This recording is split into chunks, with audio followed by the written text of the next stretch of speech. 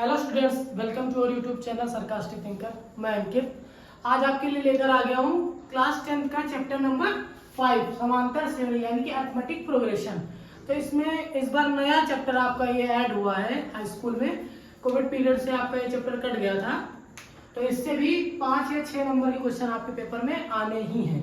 तो 2-3 सालों से ये हटा हुआ था, स्कूल में पढ़ाया नहीं जा रहा था। इस बार ये नया ऐड हुआ है एपी। इसको शॉर्ट फॉर्म में क्या बोलते हैं? एपी। तो सबसे पहले हम समझ लेते हैं कि समांतर श्रेणी होती क्या है। तो देखिए डेफिनेशन है, वह श्रेणी जिसका प्रत्येक पद अपने पूर्व पद में एक नियत राशि जोड़ने अथवा घटाने से प्राप्त होता है समांतर श्रेणी कहलाती है। वो श्रेणी क्या कहलाती है? समांतर श्रेणी कहलाती है। तथा इस नियत राशि को सर्वांतर कहते हैं। तो एक एग्जांपल लेकर समझते हैं। मान लीजिए कि हमारे पास लिखा हुआ है 2। क्या लिखा हुआ है?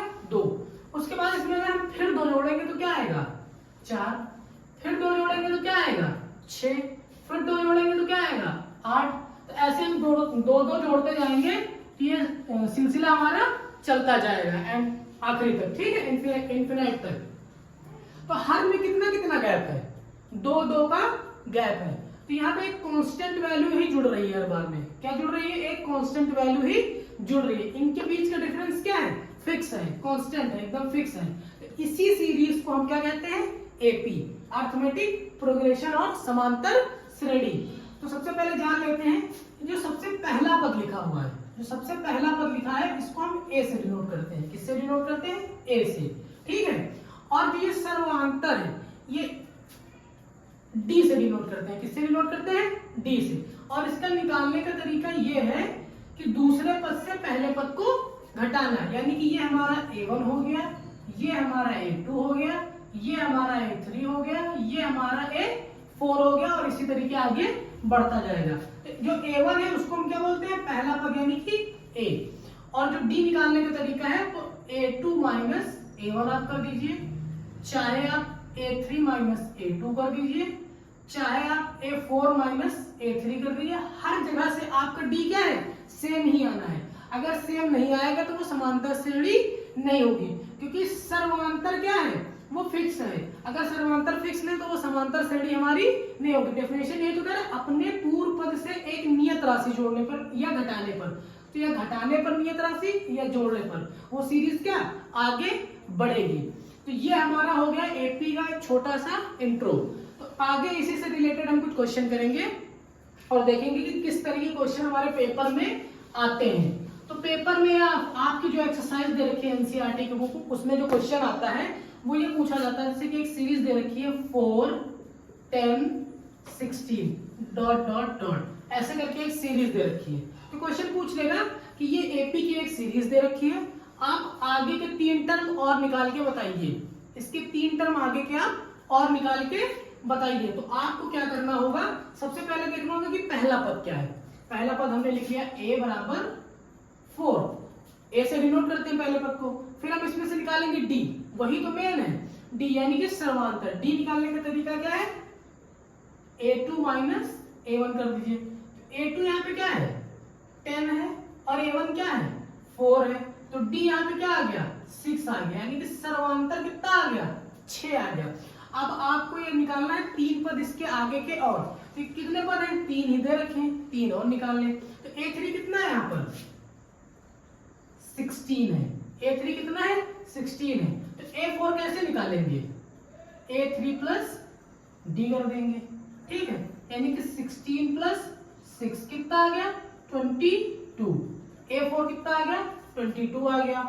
अब A5 निकालने का तरीका क्या है?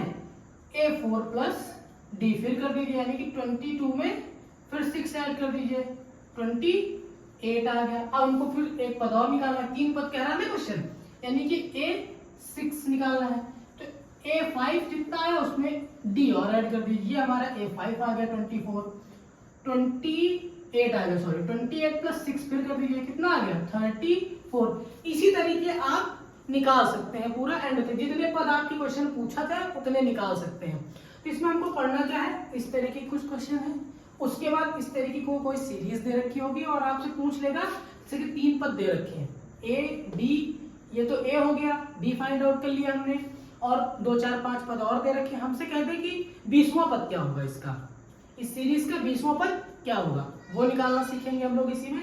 और एक कोई सीरीज दे रखी होगी और वो हमसे पूछ लेगा कि 20 पदों का योग क्या होगा। जैसे क्वेश्चन आपका आता है 1 से 100 तक सभी प्राकृतिक संख्याओं का योग क्या होगा, तो आप जोड़ने थोड़ी ना बैठेंगे 1 2 3 100 तक लिखेंगे, तो आप जोड़ने तो बैठेंगे नहीं कि 100 से 1 तक आप जोड़ें।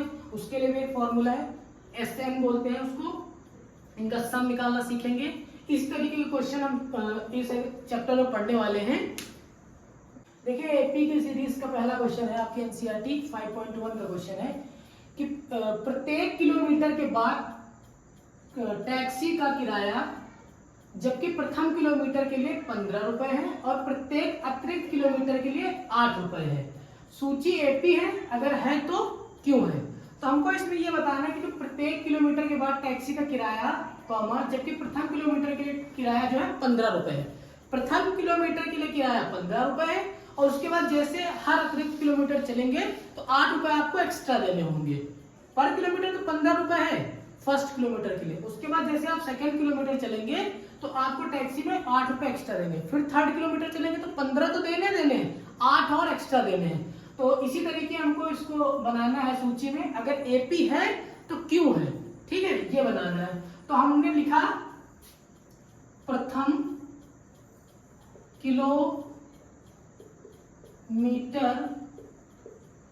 किलोमीटर में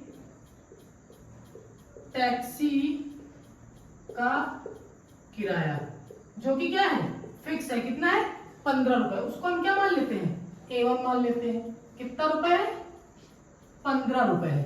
उसके बाद कह रहा है कि प्रथम किलोमीटर के लिए तो 15 रुपए है, उसके बाद जैसे आप अगला अतिरिक्त किलोमीटर चलेंगे आपको 8 रुपए और देने होंगे। 15 तो देने 8 रुपए और देने होंगे। तो ये हो गया प्रथम।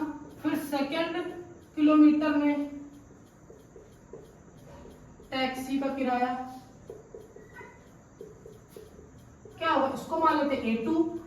इसमें क्या करते हैं 15 और हम 15 में 8 और हम ऐड कर दें, कितना रुपए हो गया 23 रुपए हो गया। फिर थर्ड किलोमीटर के लिए टैक्सी का किराया इसको मान लेते हैं A3। तो अब 23 रुपए तो पड़ेगा, उसके बाद 8 रुपए और हमको देने हैं, तो 23 प्लस 8 कितना हो गया 31 हो गया। अब हम फोर्थ किलोमीटर के लिए मान लेते हैं कि भाई जितना पड़ रहा उतना तो पड़े आएगा ही आएगा और 8 रुपए एक्स्ट्रा हमको देने हैं। इसको हमने मान लिया A4। 31 में 8 हमने और ऐड कर दिया, कितना आ गया 39। ये हमने 4 का निकाल लिया। अब ये जो हमारी किराए की लिस्ट आई यानी कि जो सूची आई है उसको मैं एक साथ लिख के देखते हैं। क्या लिखते हैं A1 A2 A3 A4 dot.